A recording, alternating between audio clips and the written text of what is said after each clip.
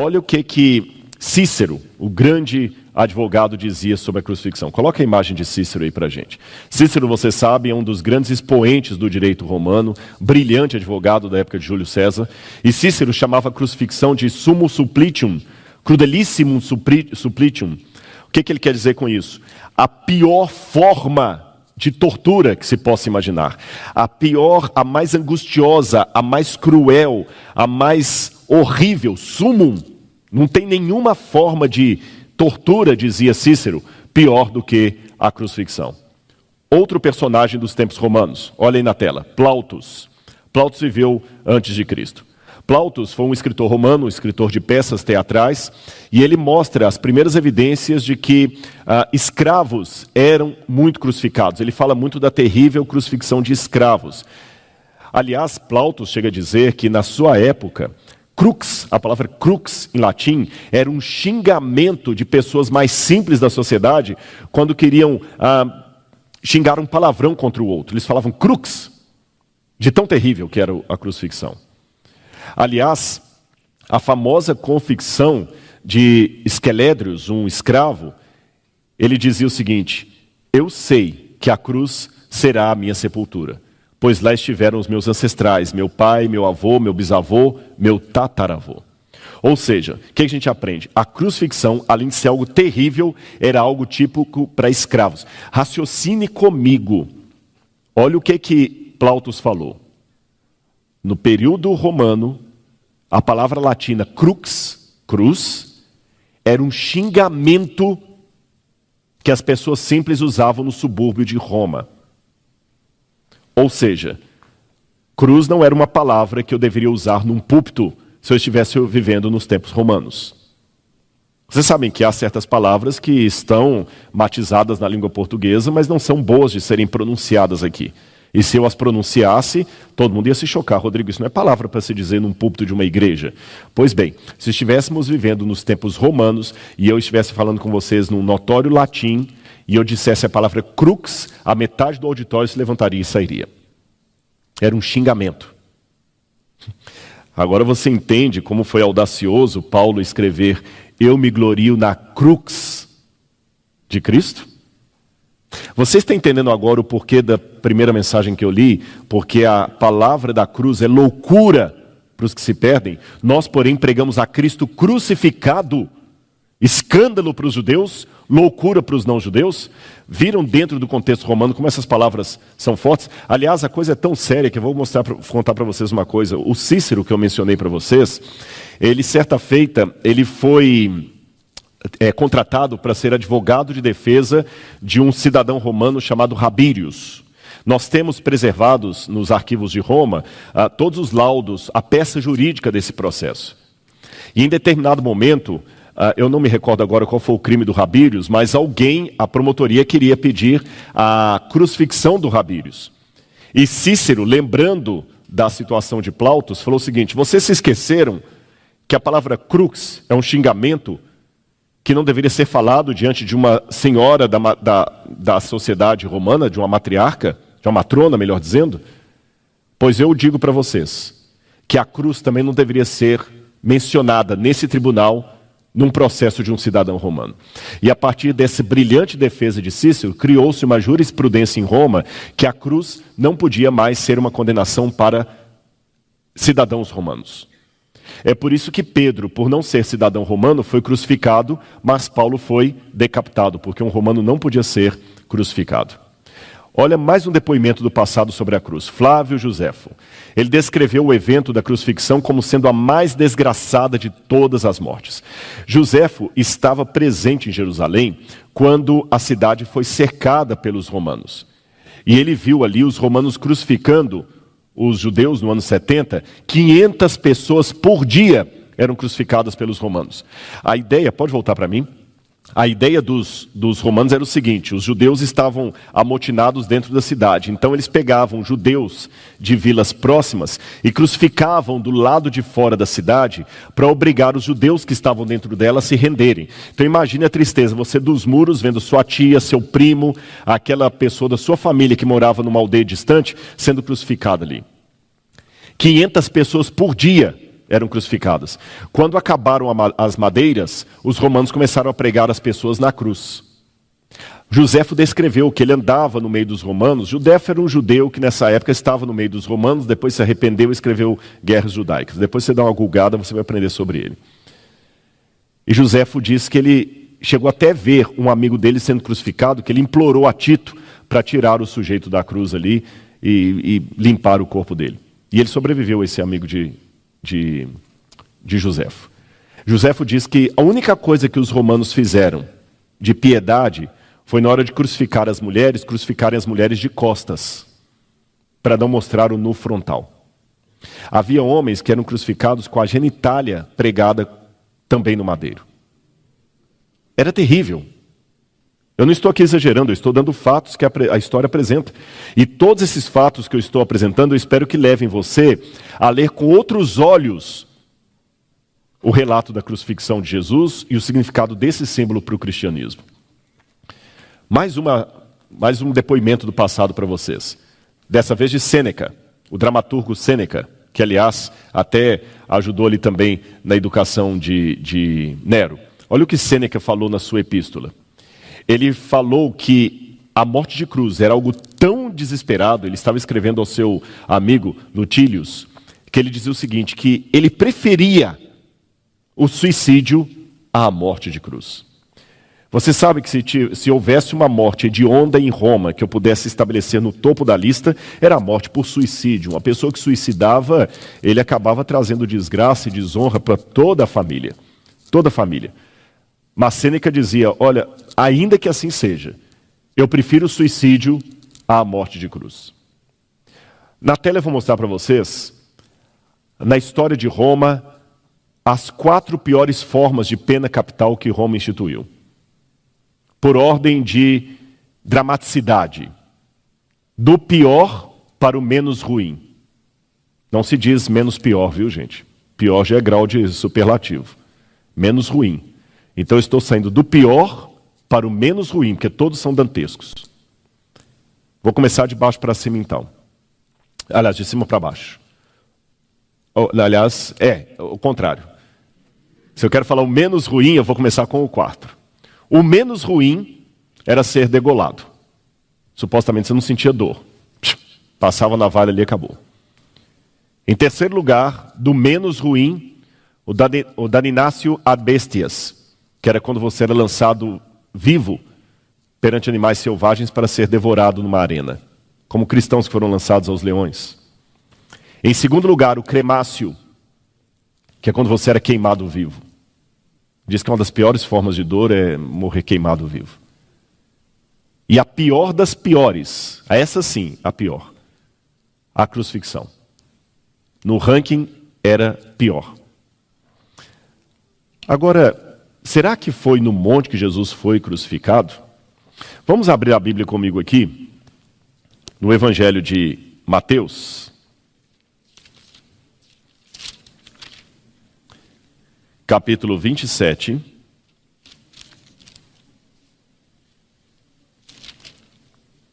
versículos 30. Perdão, versículo 31. Mateus 27, verso 31. Está com sua Bíblia aberta? Então preste atenção. Depois de terem zombado dele, retiraram-lhe o manto e o vestiram com suas próprias roupas. Então o levaram para ser crucificado. Ao saírem, encontraram um cirineu chamado Simão, a quem obrigaram a carregar a cruz de Jesus. E chegando ao lugar chamado Gólgota, que significa lugar da caveira, deram vinho com fel para Jesus beber, mas ele, provando, não quis beber. Depois de o crucificarem, repartiram entre si as roupas dele, tirando a sorte, e assentados ali o guardavam. Por cima da cabeça de Jesus puseram por escrito a acusação contra ele: este é Jesus, o Rei dos Judeus. E 2 ladrões foram crucificados com ele, um à sua direita, outro à sua esquerda. Os que iam passando pelo caminho blasfemavam contra ele, dizendo, e meneando a cabeça, dizendo: ei, você que destrói o templo, em 3 dias o reedifica, Salve a si mesmo, se você é um filho de Deus, e desça da cruz. De igual modo, os principais sacerdotes e os escribas e anciãos, zombando, diziam: salvou os outros e a si mesmo não pode salvar. É rei de Israel, que desça da cruz, e então creremos nele. Confiou em Deus, pois que Deus venha livrá-lo agora, se de fato lhe quer bem, porque disse: eu sou o filho de Deus. Até os ladrões que estavam com ele zombaram dele e o insultavam, diz aqui o Evangelho. Terrível aquilo. Eu acabei adiantando um slide aí, mas olha de novo, será que isso aconteceu numa montanha? A gente fala Rua de Cruz do Monte. Eu lamento dizer para vocês que Jesus não morreu numa montanha. Olha o que diz Quintiliano, que viveu na época de Cristo, sobre o método o método romano de crucificar pessoas. Quintiliano escreveu assim: sempre que crucificamos o culpado, as ruas mais movimentadas são escolhidas, onde mais pessoas possam ver e serem movidas por esse temor. Porque as penalidades se relacionam não tanto com a retribuição do que com o efeito exemplar. O porquê ele deveria ser junto. O que Quintiliano quis dizer? A cruz, ela deveria ser ao mesmo tempo um motivo de tortura e de alerta. Se você se levantar contra Roma, isso vai acontecer com você. Então, normalmente, eles crucificavam as pessoas ao longo do caminho. Tanto é que Mateus diz aqui, os que passavam ficavam balançando a cabeça. Olha essa imagem aí. Essa é a imagem que as pessoas têm da cruz de Jesus lá no Calvário, no monte, né? Mas não faz sentido. Porque para Jesus ser crucificado num monte, o único monte que dá de frente da cidade para o qual Jesus podia ser crucificado é o Monte das Oliveiras. E essa foto está de propósito errada, colocando Jesus crucificado em cima do Monte das Oliveiras. Aí você tem um vale tremendo lá embaixo. Mas não foi assim que Jesus foi crucificado. É mais provável pela arqueologia que Jesus foi colocado numa colina bem mais perto assim da cidade. Estão vendo? Quando eu digo colina, eu digo algo em torno de 3, no máximo 5 metros de altura, em que as pessoas pudessem passar, menear a cabeça e debochar de Jesus. Deixa-me explicar de onde veio essa ideia de crucifixão de Jesus no monte. No 5º século depois de Cristo, um bispo chamado Cirilo de Jerusalém estava fazendo uma homilia, um sermão, e ele resolveu comparar o Calvário com o Sinai. Então, na sua homilia, ele acabou chamando os dois montes, o Monte Calvário e o Monte Sinai. E por causa desse sermão de Cirilo de Jerusalém, o cristianismo acabou emplacando a ideia de monte onde Jesus foi crucificado. Mas fique tranquilo, isso não é uma heresia, é um erro. Mas isso não me impede de maneira romântica, imaginar o monte onde Jesus foi crucificado. Aliás, um dos hinos mais lindos que nós temos, cantado até pelo pastor Iglesias, Fernando Iglesias, fala sobre o monte do Calvário. Monte do Calvário. Eu não vejo problema em cantar, porque isso não é uma heresia, é um erro histórico, mas também é um erro histórico chamar os habitantes do continente novo de índios. Nós sabemos que isso é um erro penitenciário, porque Cabral chegou aqui pensando que havia chegado às Índias. E Colombo também, né? Colombo chegou pensando que tinha chegado às Índias, então acabaram chamando os habitantes aqui de índios, mas é um erro penitenciário de Colombo. Aqui não era a Índia, portanto os nativos aqui não deveriam ser chamados de índios, mas os livros de história até hoje perpetuam o erro chamando-os de índios, então não tem problema chamar o Calvário de monte, mas não era um monte. Agora, olha como poderia ser a cruz de Jesus. Olha aí. A cruz tinha, na verdade, duas partes. Ela tinha o poste, que era o stips, e tinha o patibulum, que era o travessão. O mais comum era o crucificado levar apenas o travessão até o local de ser crucificado. Volta para mim aqui que eu vou explicar para vocês como é que funcionava isso. A pessoa carregava aquele poste mesmo atravessado aqui, o patibulum, nas costas, e ele tinha que ter amarrado aqui no pescoço dele uma placa, geralmente de madeira, chamada títulos. Essa prática, essa tábua que tinha o títulos, ela continha a acusação dele, no títulos. Títulos era a acusação dele. Ladrão, bandido, assassino, ficava aqui escrito. Pilatos, para ironizar os judeus, escreveu Jesus de Nazaré, rei dos judeus. Escreveu em hebraico, em grego e latim. Pilatos escreveu. E o pedaço de madeira onde ficava escrito títulos era tábule. Tábule. Agora só uma curiosidade para você saber. Quem geralmente escrevia na tábule a sentença do condenado era o tabeliones, em latim. Da palavra tabeliones veio o cargo que temos até hoje do que cuida do cartório, o tabelião. Então, quando você vai a um cartório, você vai registrar-se junto ao tabelião. O tabelião vem de tabele, que é tábua em latim, e o tabeliones é aquele que escrevia na tábula o títulos, a condenação da pessoa. Volta, por favor, aí na tela para mim a cruz. Vocês notem que o stips, que é o poste que estava no meio, tem uma pequena protuberância ali chamado de sedícula. Era uma espécie de banquinho. Esse banquinho era onde a pessoa podia ficar... Desculpa, gente. Volta para mim um pouco aqui. Apoiada.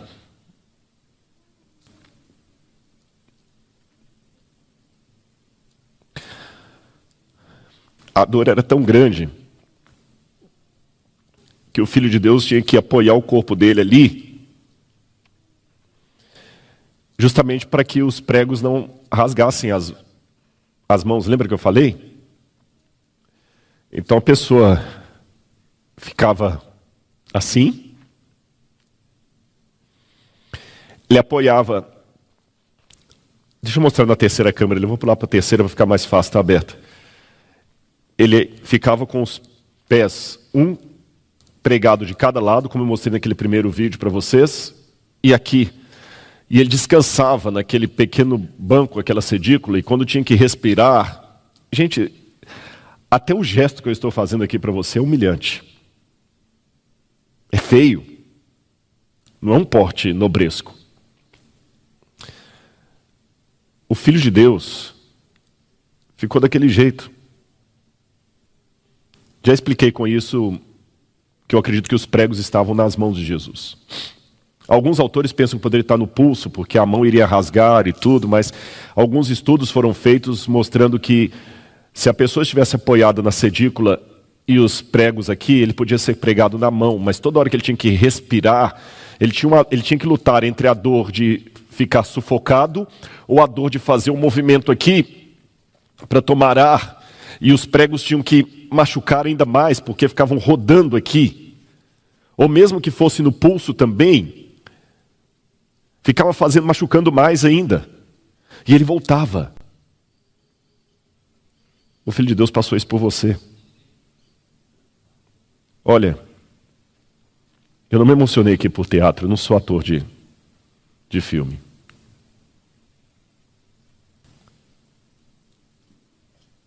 Era muito dolorido tudo que Jesus passou. Eu vou pedir licença aqui apenas para não entrar num mérito da questão, mas eu explico num outro dia, sobre o formato da cruz, porque eu sei que algumas pessoas vão fazer pergunta depois. Escuta, eu ouço os testemunhos de Jeová dizendo que era uma estaca de tortura e não uma cruz. Eu vou explicar isso numa outra época para você, tá bom? Por hoje eu só vou resumir dizendo que eu tenho elementos o bastante para acreditar que Jesus foi colocado numa cruz. E uma coisa que eu quase ia esquecendo de dizer. Eu falei para você esquecer os quadros. Você que é católico, esqueça por um pouco a imagem do Jesus crucificado lá na frente da missa. E esqueça mais um detalhe. Normalmente, os quadros mostram Jesus crucificado com um pano cobrindo a sua nudez. Não havia esse pano. Você era colocado completamente nu. E tem coisa pior do que sofrer bullying? Imagine você sentindo dor. Não é novidade para ninguém, porque eu já revelei nas redes sociais como eu lutei com depressão. Depressão profunda. E Jesus, desde a quinta-feira, ele começou com uma depressão profunda. Você sabe que há vários tipos de depressão, não vou dar uma palestra sobre isso porque não é minha área, mas quem é especialista sabe que eu não estou falando bobagem. Há diferentes tipos de depressão, diferentes efeitos, diferentes causas, diferentes níveis. E eu posso, sem errar, classificar Jesus na quinta-feira como tendo algum tipo de depressão severa. Ele chegou a transpirar sangue. Ele falou, minha alma está repleta de tristeza. Quando você está deprimido, gente,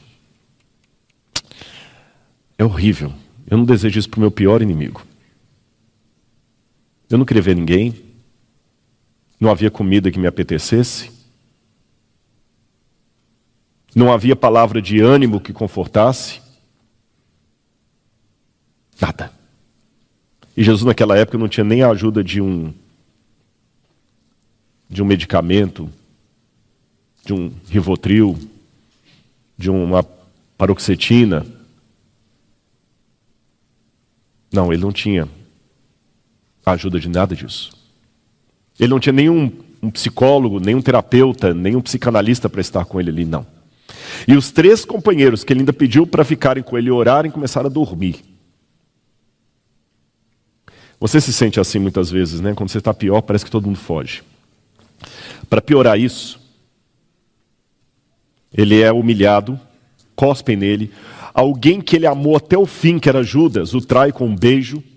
Ele passa uma noite toda mal dormida, sendo batido, surrado.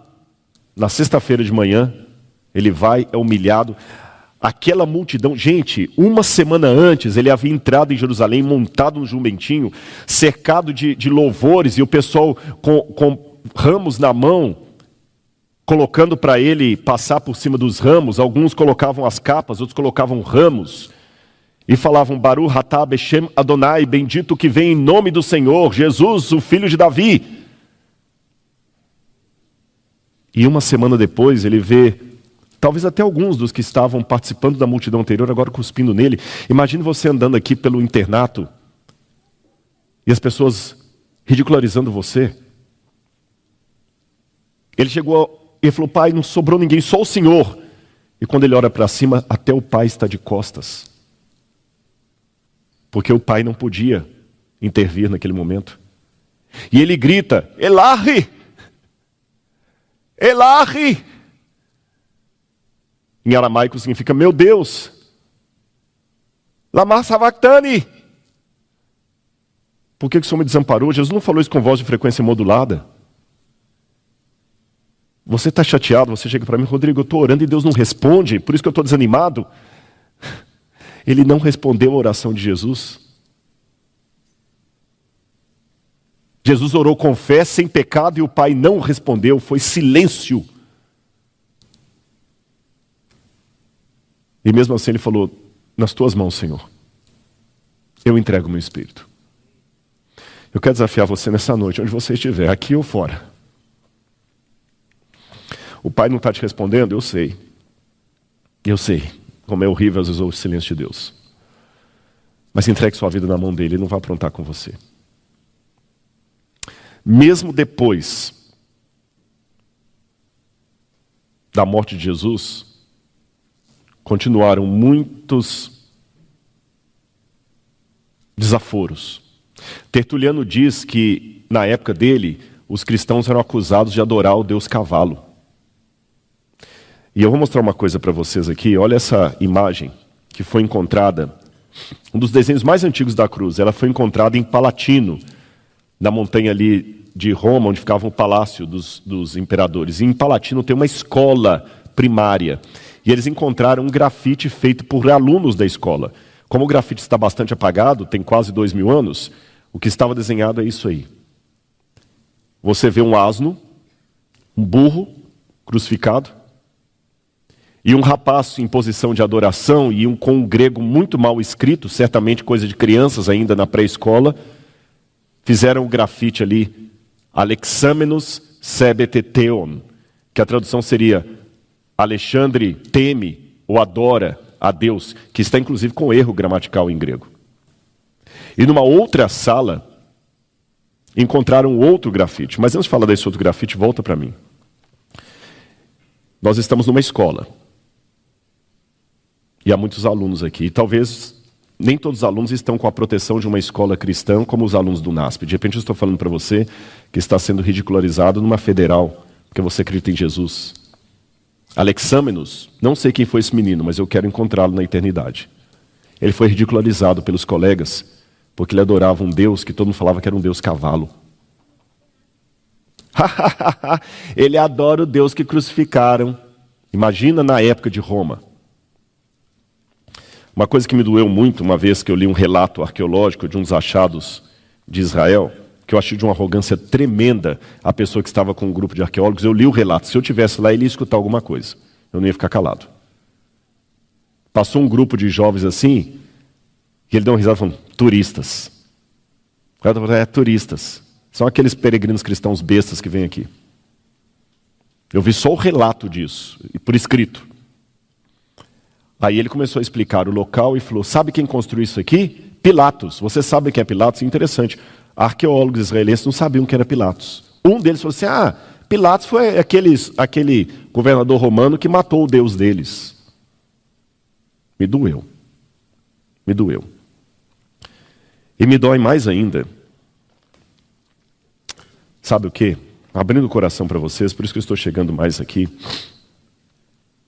Me dói mais ainda, porque eu sei que se eu falar mal do seu filho, se eu chamar o seu filho de vagabundo, você dificilmente vai conseguir assistir meu sermão. Se eu chamar a sua esposa de periguete,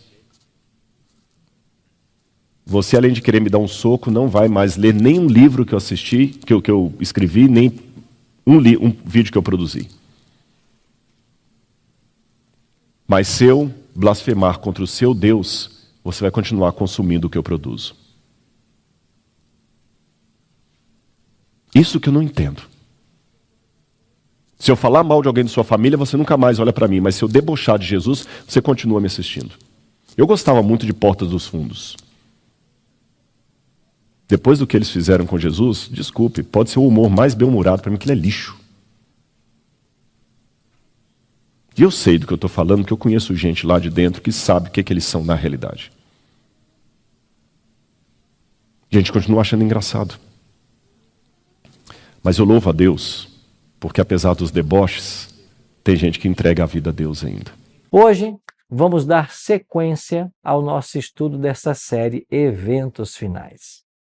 Vimos na semana passada, na quinta-feira, a respeito das pragas que cairão sobre os ímpios. Hoje veremos a tribulação que se abaterá sobre os justos, sobre os salvos, que estiverem vivos antes da volta de Jesus.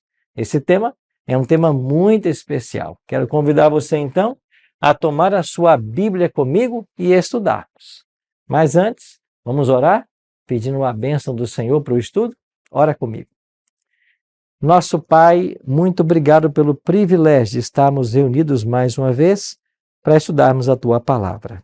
Suplicamos que o Teu bom e santo Espírito esteja ao nosso lado agora, para que entendamos a Tua vontade para a nossa vida. Cuida de cada amigo, de cada amiga que está orando comigo nesse instante. É o que eu te peço, em nome de Jesus. Amém. Muito bem, pegou a sua Bíblia? Vamos então agora ao tema de hoje. Vimos na semana passada, na quinta-feira, que há apenas dois caminhos para o ser humano. Aqueles que não aceitarem o plano da salvação, eles passarão pelas 7 últimas pragas e vão perder a vida eterna.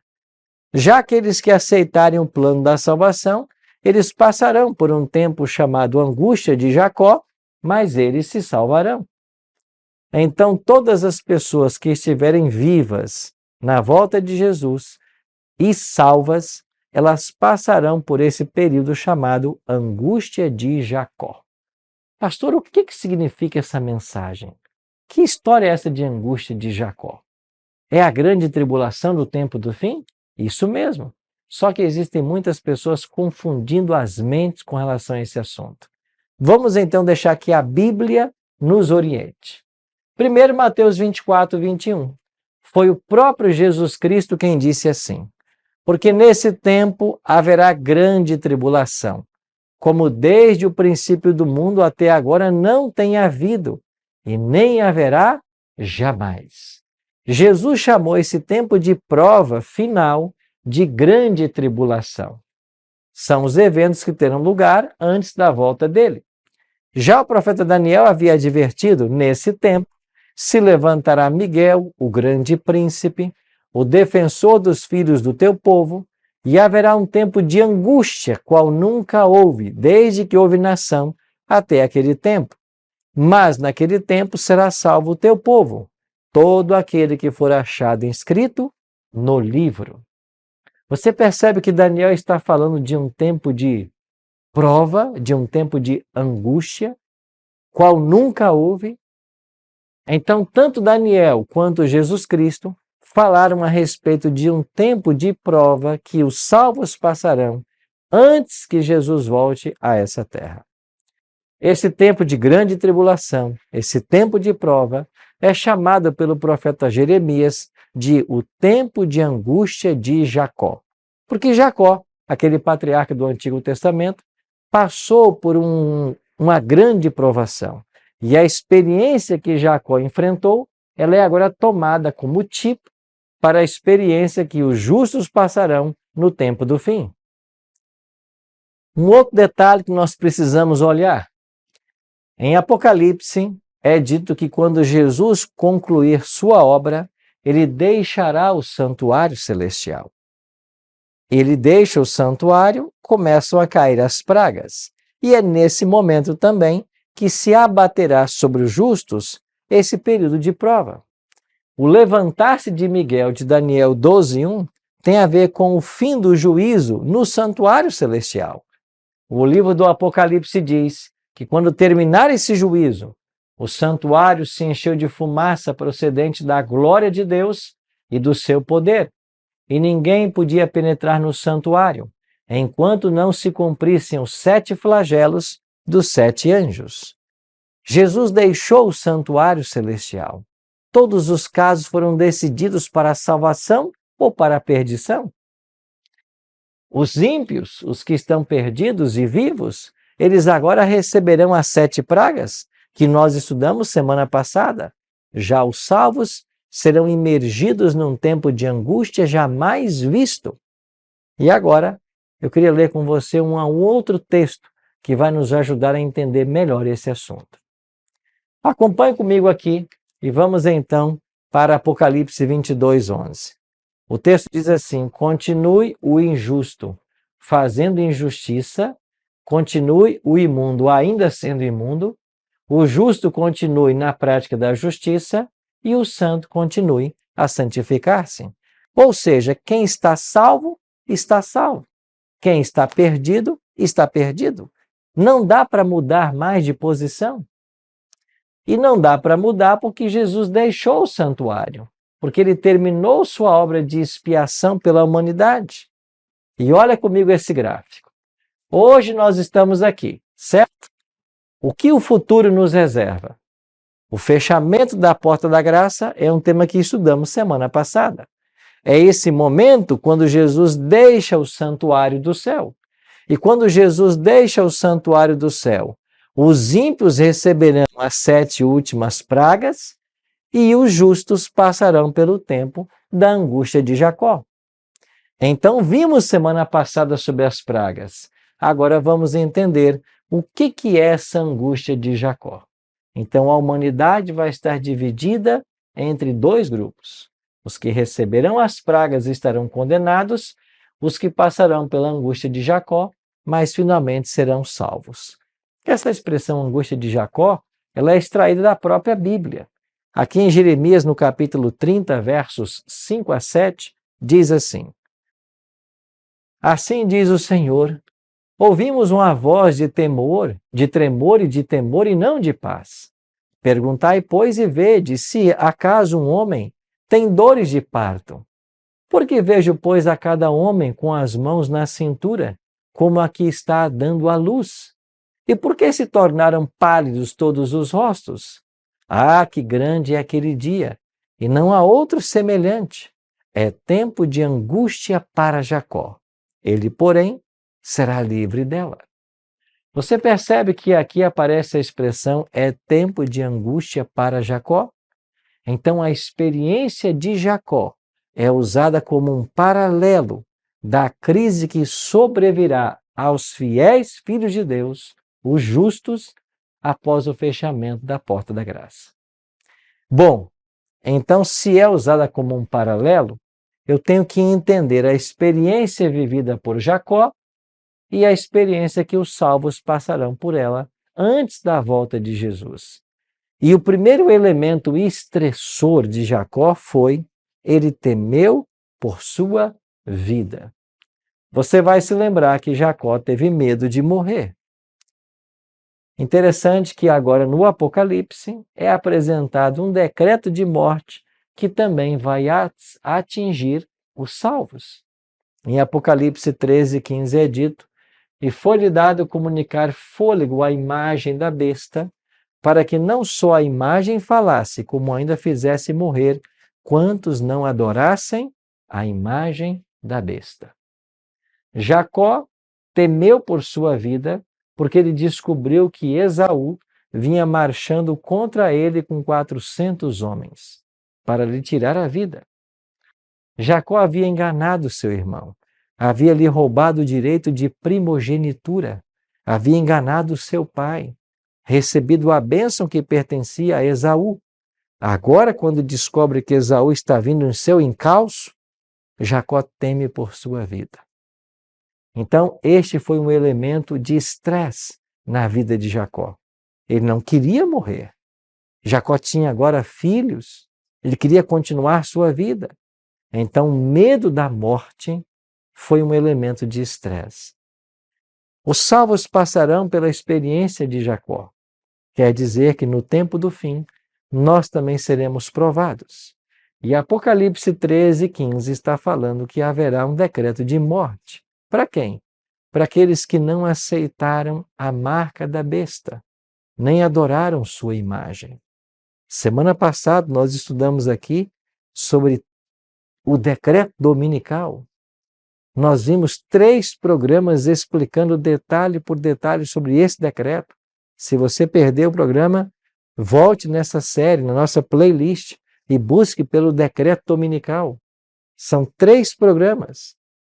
E aqueles que não aceitarem a santidade do domingo, finalmente serão declarados réus de morte. E assim como Jacó teve medo de morrer, os salvos também terão. Mas aí vem uma pergunta, pastor, por que eles temerão a morte se eles já estão salvos? Por um detalhe muito simples, eles não sabem que estão salvos. Porque se os salvos nesse momento soubessem que eles estão salvos, eles não se preocupariam com nada. Mas eles não têm certeza da salvação ainda. Eles não sabem que estão salvos.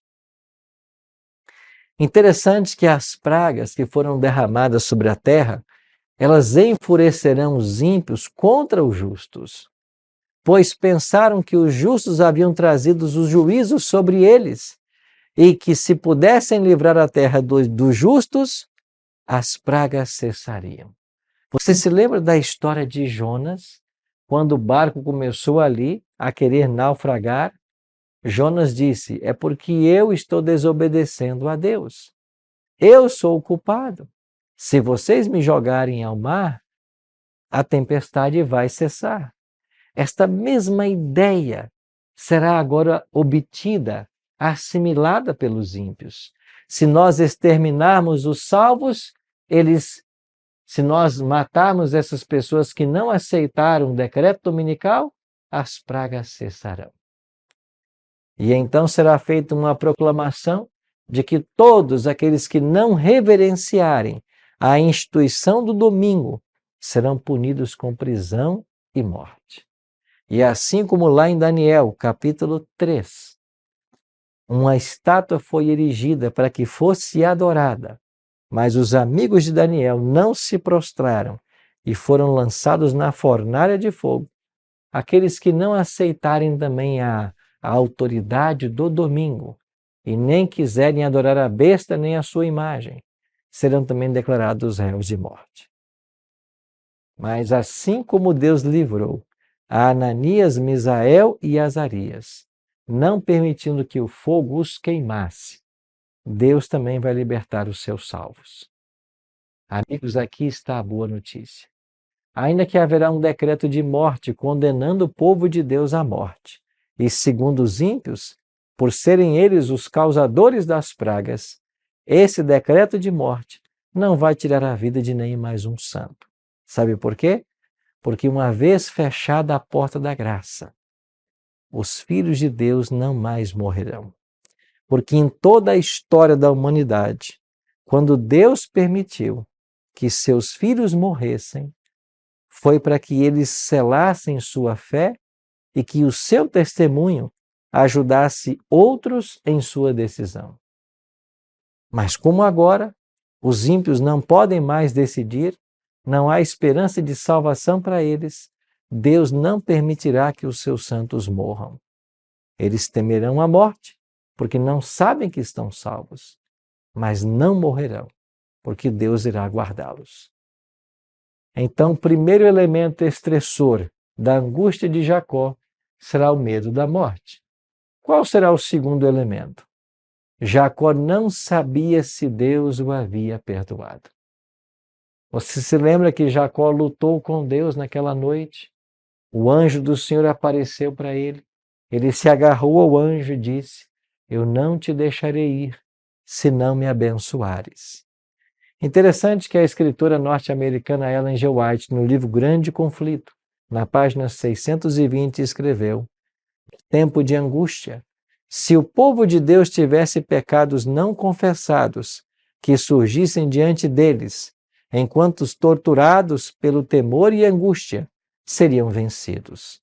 O desespero suprimir-lhes-ia a fé, e não poderiam ter confiança para suplicar de Deus o livramento. Mas, ao mesmo tempo em que têm uma profunda intuição de sua indignidade, não possuem falta oculta para revelar. Seus pecados foram examinados e extintos no juízo. O povo de Deus terá confessado todos os seus pecados. O juízo já terá terminado. E esses nomes já terão sido declarados como justos.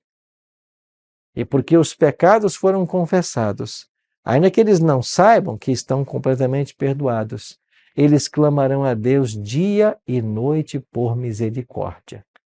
E esse clamor por misericórdia é o que manterá esses filhos de Deus, nesse tempo final, conectados com Jesus. Assim, o elemento estressor que nós vemos aqui, a incerteza do perdão, eles não têm certeza do perdão, mas obtiveram perdão. Os pecados foram confessados e perdoados. Daí a importância de nós todos os dias estarmos colocando nossa vida em ordem com a vontade divina. Todos os dias confessarmos ao Senhor nossas faltas, nossos pecados e nos prepararmos para a volta de Jesus. Terceiro elemento estressor. Jacó temeu pela segurança da família. Ellen G. White, essa escritora norte-americana, a quem a Igreja Adventista acredita ser uma profetisa moderna, no livro Nos Lugares Celestiais, escreveu: está prestes a sobrevir ao povo de Deus o tempo de angústia. Então é que sairá o decreto que proíbe aos que guardam o sábado do Senhor comprar ou vender, ameaçando-os de punição e mesmo de morte, se não observarem como dia de descanso o primeiro dia da semana. E sabe o que vai acontecer? Se nós não pudermos comprar e nem vender, como sobreviveremos nesse tempo do fim? O que faremos com os nossos familiares? Como cuidaremos de nossa família?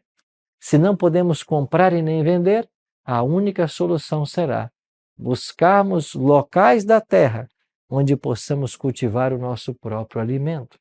E é nesse momento que haverá um êxodo do povo de Deus, saindo das grandes cidades para as pequenas cidades. É nesse momento que o povo de Deus será provado. É por isso que estamos falando de um tempo de angústia qual nunca houve. Teremos que deixar nossas casas, tudo o que tivermos, para buscarmos regiões onde possamos encontrar sustento próprio. Você já pensou que situação inédita? É esse tipo de questão que vai gerar, então, um outro elemento estressor. Pense você nas pessoas que você ama. Nesse tempo final, aonde estarão as pessoas que você ama? Seus pais, seus irmãos, seus filhos? Será um tempo de angústia, sim. Mas Deus faz uma linda promessa para mim e para você. O pão será dado e as suas águas serão certas. Deus não permitirá que nada falte para seus filhos.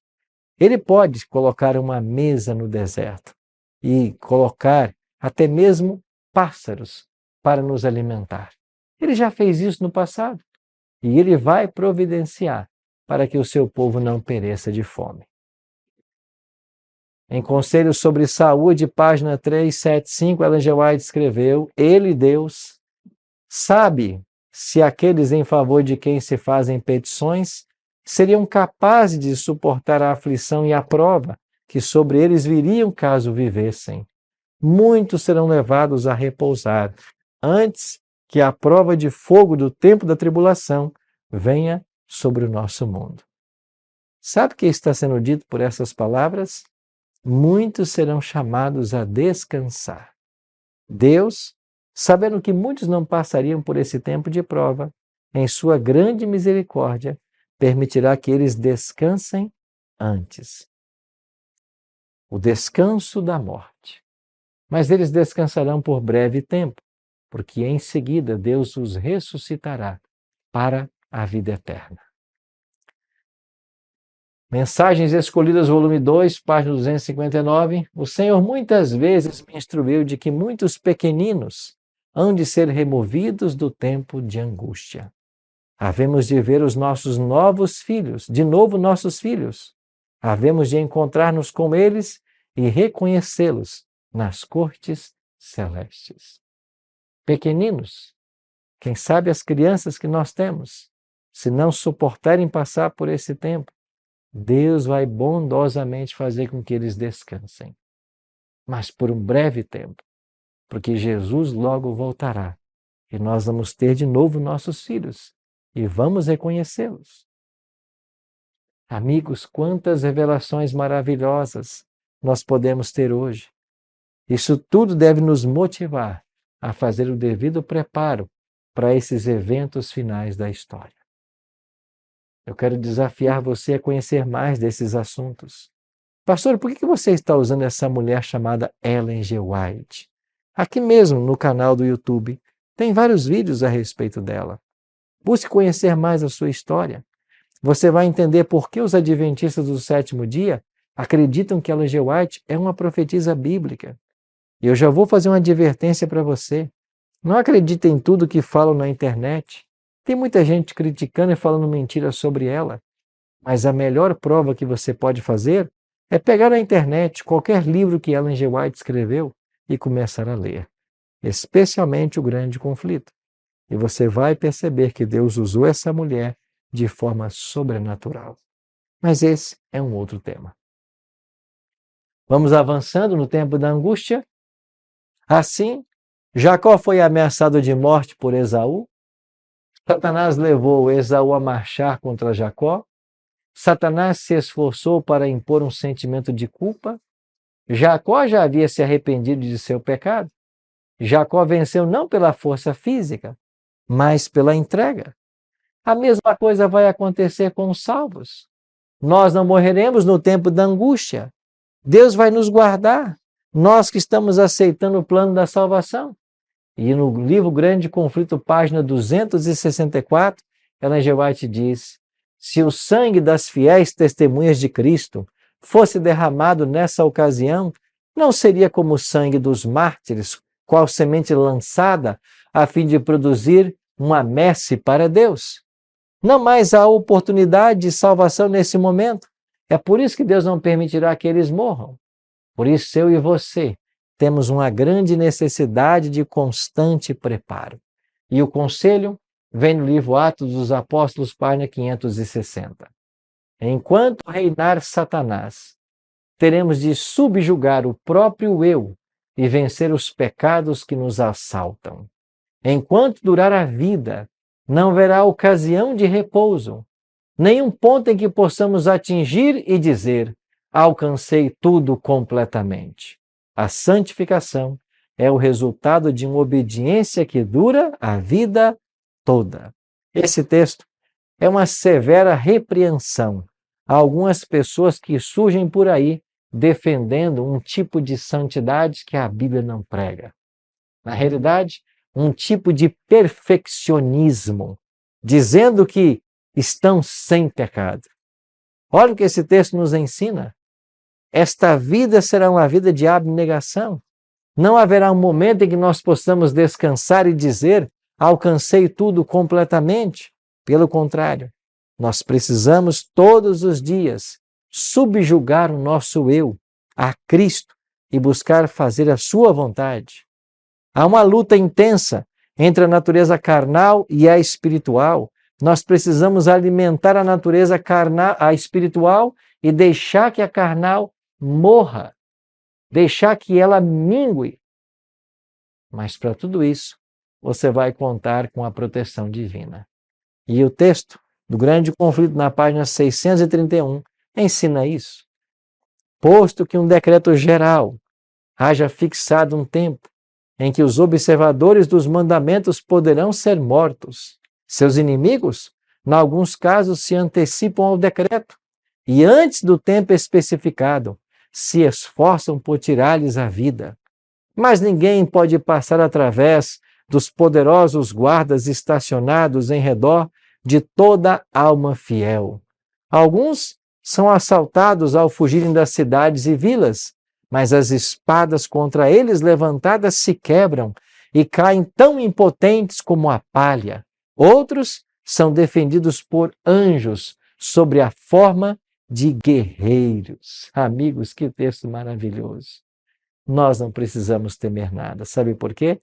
Porque Deus irá nos proteger. Deus vai enviar mesmo anjos para nos guardarem. E quando os ímpios quiserem nos exterminar, achando que as pragas estão caindo pela causa dos salvos, Deus vai enviar os seus anjos para nos guardar e nos proteger, para que nenhum mal nos aconteça. A pergunta que eu faço para você hoje é: você está debaixo dessa cobertura que o Todo-Poderoso está estendendo? Você está compreendendo os assuntos proféticos desse tempo do fim e está fazendo o devido preparo? Porque se você não fizer esse preparo, você vai ser surpreendido e poderá perder a maior dádiva que o céu poderia dar a todo ser humano: a salvação, a vida eterna. Em breve Cristo aparecerá nas nuvens dos céus. Ele virá como o Rei dos Reis e Senhor dos Senhores. Mas antes que ele venha, os eventos que hoje estudamos, eles terão lugar em nosso planeta. E eu e você precisamos fazer o devido preparo. Hoje é o momento de você abrir o seu coração e pedir que Jesus te ajude a se preparar para a grande tribulação que diante de nós está. Coloque-se nas mãos do Senhor. Confesse os seus pecados. Busque ler a palavra dele todos os dias. E nós queremos ajudar você nessa caminhada. Tá bem? Pode contar com a gente. Queria orar por você hoje, para que a bênção do Senhor esteja sobre você e sobre os seus. Ora comigo. Pai, Depois de descobrirmos hoje esse assunto tão importante, tão especial, nós precisamos da tua ajuda para fazer o devido preparo para te receber em glória e majestade.